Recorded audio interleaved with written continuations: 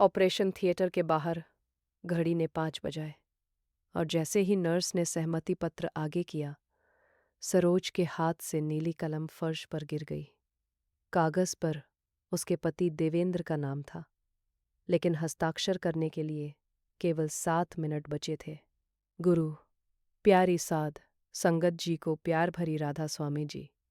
आज की साखी यह उत्तर देगी कि जब डॉक्टर भी परिणाम की गारंटी न दे सके, तब एक माँ की कांपती उंगलियों में हिम्मत कैसे लौटी। बात चमत्कार से डर मिटने की नहीं, डर के बीच सही निर्णय लेने की है। देवेंद्र की आंत की नस में अचानक रुकावट मिली थी। सर्जन डॉक्टर मीरा ने साफ कहा, देर हुई तो जान का खतरा बढ़ेगा। ऑपरेशन हुआ तो भी जटिलता संभव है। सरोज का बड़ा बेटा निखिल पैसे जमा करने दौड़ा था और छोटी बेटी गुरप्रीत रक्तदाता ढूंढ रही थी। घर, दुकान और बचत सब बाद की बातें थीं। अभी वे अपने पिता को खो सकते थे। सरोज ने कलम उठाई ही थी कि नर्स ने पूछा, इनको खून पतला करने वाली दवा आखिरी बार कब दी गई थी? सरोज का चेहरा सफ़ेद पड़ गया। दवा की एक पर्ची घर की अलमारी में थी और किसी को समय याद नहीं था। अब जल्दी हस्ताक्षर करना भी खतरा था और उत्तर खोजने में देर करना भी। अगले कुछ मिनटों में जो मिला, उसने पूरे ऑपरेशन की तैयारी बदल दी। गुरप्रीत ने घर की पड़ोसन को फ़ोन किया। अलमारी की दूसरी दराज, लाल फाइल, फिर दवा का पत्ता। वीडियो कॉल पर हर चीज़ दिखाई गई। आखिरी गोली पिछली रात 9 बजे ली गई थी। डॉक्टर मीरा ने एनेस्थीसिया टीम को बुलाया और जांच का तरीका बदला। सरोज को पहली बार समझ आया कि श्रद्धा का अर्थ अंदाज़ा लगाना नहीं। सच जितना छोटा हो, उपचार में उतना ही ज़रूरी हो सकता है। लेकिन नई समस्या सामने थी। अस्पताल ने बताया कि 2 यूनिट रक्त तैयार रखना होगा। निखिल के 3 फ़ोन बंद मिले। एक रिश्तेदार ने सुबह आने का वादा करके मना कर दिया और जमा राशि में 40,000 रुपए कम थे। सरोज ने पति के सामने मुस्कुराने की कोशिश की, पर देवेंद्र ने उसका हाथ दबाकर पूछा, तू मुझसे कुछ छिपा तो नहीं रही? सरोज की आंखें भर आईं। उसने पहली बार कहा, मुझे बहुत डर लग रहा है, लेकिन मैं झूठी तसल्ली नहीं दूंगी। डॉक्टर जो सही बताएंगे, हम वही करेंगे। देवेंद्र ने धीमे से राधा स्वामी कहा। उसे एक सच्चे वाक्य ने कमरे का बोझ हल्का नहीं किया, मगर परिवार को एक भाषा दे दी। डर छिपाना नहीं, काम बांटना है। निखिल लौट आया। उसने पैसे के लिए ऊंचे ब्याज वाला तुरंत ऋण खोल रखा था। अंगूठा लगाने ही वाला था कि अस्पताल के सामाजिक सहायता कक्ष से फोन आया। सहायता संभव थी, पर दस्तावेज 15 मिनट में देने थे। परिवार के सामने 2 रास्ते थे, महंगा आसान ऋण या कठिन मगर साफ प्रक्रिया। थिएटर की लाल बत्ती जलने से पहले फैसला करना था। निखिल ने ऋण वाला पन्ना बंद किया। गुरप्रीत आधार और आय के कागज लाई। पड़ोसी सत्संगी हरजीत रक्तदाता लेकर पहुंचा और सरोज ने डॉक्टर मीरा से 3 प्रश्न लिखकर पूछे। ऑपरेशन अभी क्यों जरूरी है? मुख्य खतरा क्या है? और बाद की देखभाल कैसे होगी? डॉक्टर ने बिना जल्दबाजी हर उत्तर दिया। सहमति डर खत्म होने पर नहीं, बात समझ आने पर दी गई। संगत जी, यदि किसी अस्पताल के गलियारे में आपने भी निर्णय का ऐसा बोझ महसूस किया है, वीडियो को लाइक कीजिए और कमेंट में प्यार से राधा स्वामी जी लिखिए। आपकी साझा की हुई शांति किसी घबराए परिवार को सवाल पूछने का साहस दे सकती है।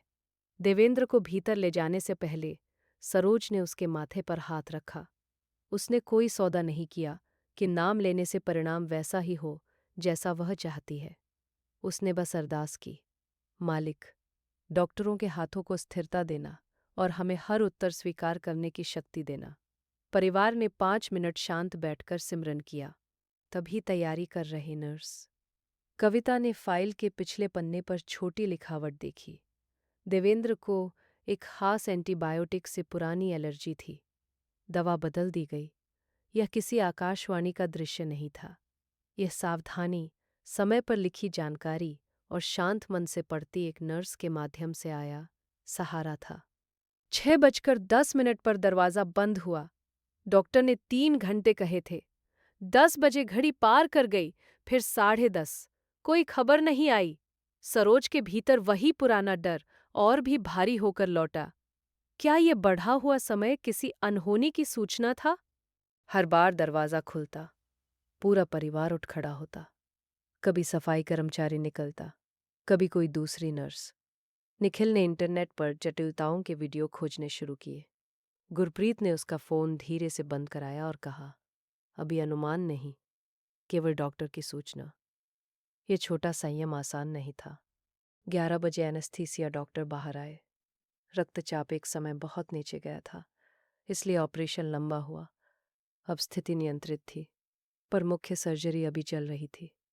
सरोज की टांगों से जैसे ताकत निकल गई। उसने दीवार पर सिर टिकाया और नाम को सांस के साथ जोड़ दिया। एक सांस, एक शब्द, फिर अगला जरूरी काम। परिवार ने प्रतीक्षा को जिम्मेदारी में बदला। किसे डॉक्टर की बात लिखनी है, किसे रक्त बैंक से संपर्क रखना है, कौन घर के बुजुर्ग को खबर देगा। सब तय हुआ। घबराहट फिर भी थी, लेकिन वह अब हर व्यक्ति को अलग दिशा में नहीं खींच रही थी। अगर ये मोड़ आपके मन को छू रहा है, साखी को किसी ऐसे भाई बहन तक भेजिए जो इलाज के समय अकेला पड़ गया हो। कभी कभी सेवा का अर्थ बड़ा दान नहीं, एक फाइल संभालना, सही प्रश्न लिखना और 2 घंटे किसी के पास शांत बैठना होता है। दोपहर 12:20 पर डॉक्टर मीरा बाहर आई। ऑपरेशन पूरा हो गया था। उन्होंने मुस्कुराकर कहा, अभी खतरा पूरी तरह टला नहीं, अगले 24 घंटे बहुत महत्वपूर्ण है। राहत ने परिवार को छुआ, पर उसी वाक्य ने नई परीक्षा खोल दी। क्या वे मुस्कान सुनकर सावधानी छोड़ देंगे या अब और अधिक अनुशासित रहेंगे? देवेंद्र आईसीयू में था। शाम को उसने आंखें खोली, पर कुछ क्षणों के लिए वह पहचान नहीं पाया कि सामने कौन है। सरोज का दिल फिर डूबा। एक रिश्तेदार बोला, इतनी दवाएं बंद कराओ, घर की चीज दे दो, जल्दी होश आएगा। डर के समय आसान सलाह बहुत आकर्षक लगती है। निखिल ने नर्स से पूछा और साफ उत्तर मिला। मुंह से कुछ देना अभी खतरनाक था। परिवार ने सम्मान से रिश्तेदार को रोका। श्रद्धा ने उपचार का स्थान नहीं लिया। श्रद्धा ने उन्हें दबाव के सामने सही उपचार पर टिके रहने की हिम्मत दी। रात में मॉनिटर की बीप अचानक तेज हुई। सरोज बाहर खड़ी रही। टीम भीतर गई। कुछ मिनट बाद पता चला कि दर्द और दवा की प्रतिक्रिया से धड़कन बढ़ी थी। समय पर संभाल लिया गया, लेकिन इस घटना ने दिखा दिया कि ऑपरेशन समाप्त होना कहानी का अंत नहीं था।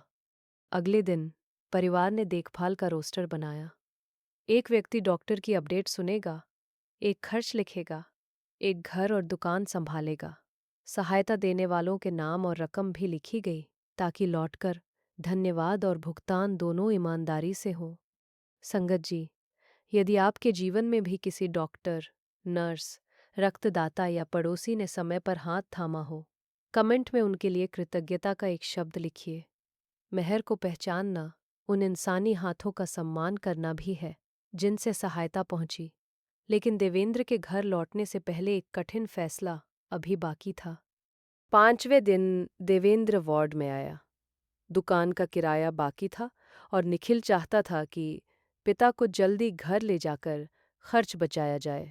देवेंद्र भी जिद करने लगा, मैं ठीक हूँ, कल से दुकान खोल दूंगा। डॉक्टर ने संक्रमण और भारी काम के खतरे समझाए। बचत सचमुच कम थी, पर जल्दबाजी पूरी मेहनत को उलट सकती थी। सरोज ने पति से कहा, आप कमाने वाले हैं, इसलिए आपको बचाना केवल भावुकता नहीं, जिम्मेदारी है। 2 सप्ताह दुकान हम संभालेंगे। उसने पहली बार दुकान के हिसाब में हिस्सा लिया।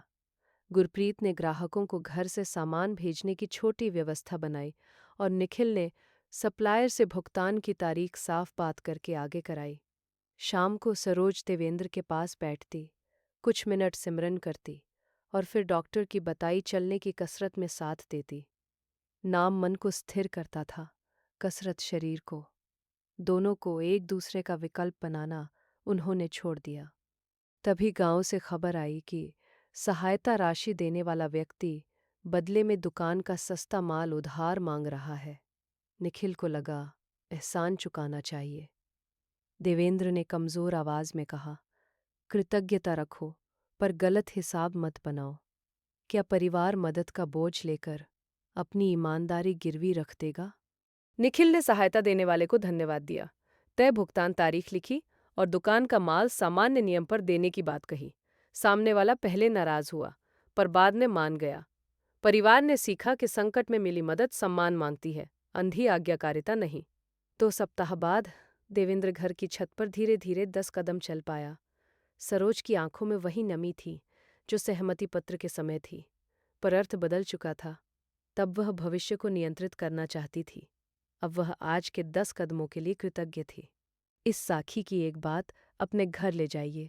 मेडिकल फाइल, दवाओं की सूची और आपात संपर्क एक जगह लिख कर रखिए। वीडियो को सेव कीजिए, क्योंकि शांत समय में बनाई सूची संकट के समय किसी की रक्षा कर सकती है।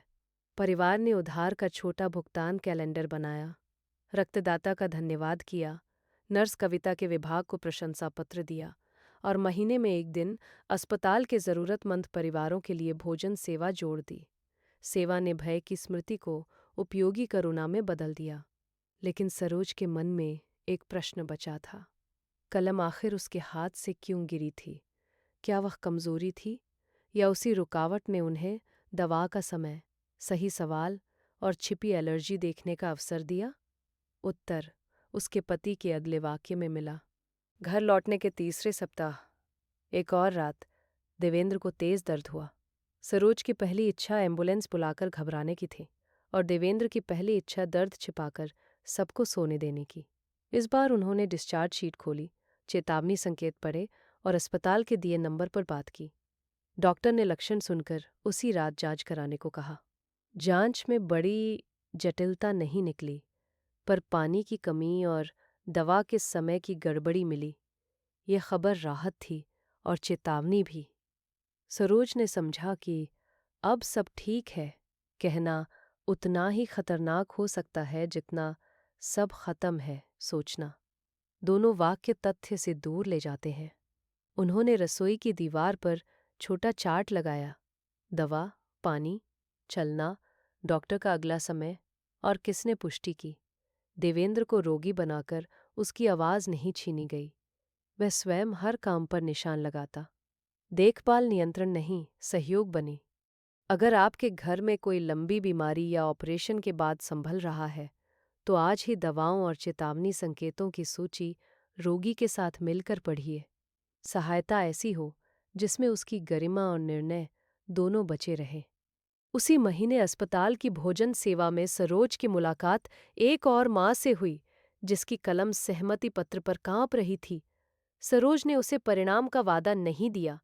उसने पानी दिया, प्रश्न लिखवाए और कहा, डर होना गलत नहीं, डर में अकेले निर्णय लेना कठिन है।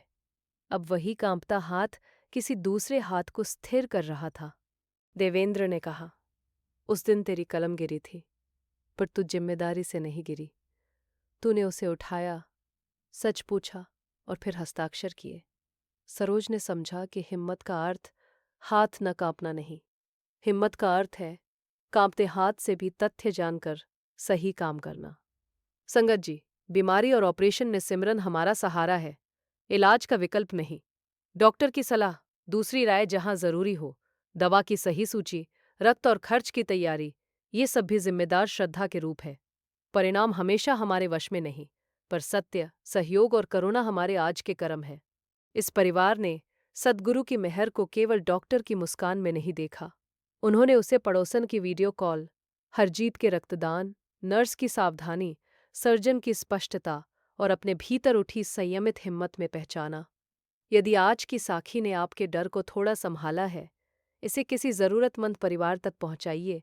चैनल को सब्सक्राइब कीजिए और कमेंट में प्यार से राधा स्वामी जी लिखिए। मालिक हर रोगी को उचित उपचार, हर परिवार को विवेक और हर सेवा करने वाले हाथ को शक्ति दे। राधा स्वामी जी।